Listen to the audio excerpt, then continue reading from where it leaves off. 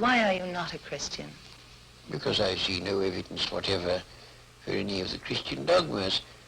I've examined all the stock arguments in favor of the existence of God, and none of them seem to me to be logically valid.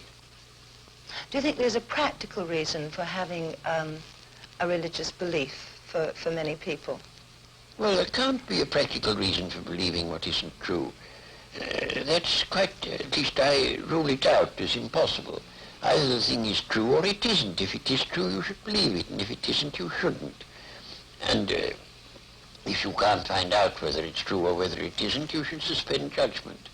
But you can't, it seems to me, a fundamental dishonesty and a fundamental treachery to intellectual integrity to hold a belief because you think it's useful and not because you think it's true. Well, I was thinking of those people who find that some kind of religious code helps them to live their lives. It gives them a very strict set of rules, the rights and the wrongs.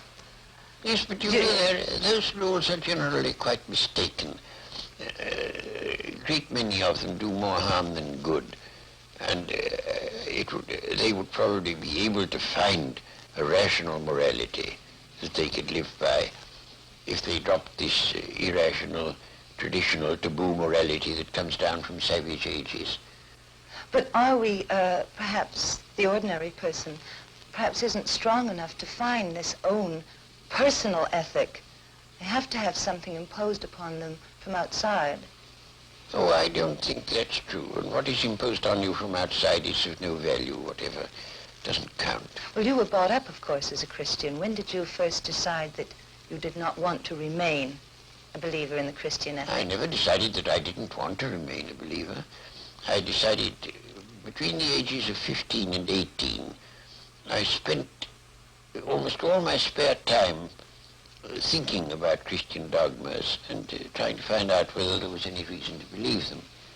And by the time I was 18, I discarded the last of them.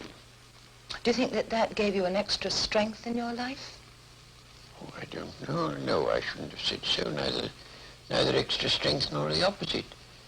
I mean, I was just engaged in the pursuit of knowledge. As you approach the end of life, do you have any fear of some kind of afterlife, or do you feel that that is just an impossibility? No, I think that's nonsense. There is no afterlife? None whatever. Do you have any fear of something that is common amongst atheists and agnostics who have been atheists or agnostics all their lives, who are converted just before they die to a form of religion? Well, you know, it doesn't happen nearly as often as religious people think it does. Because religious people, most of them, think that it's a virtuous act to tell lies about the deathbeds of agnostics and such. As a matter of fact, it doesn't happen very often.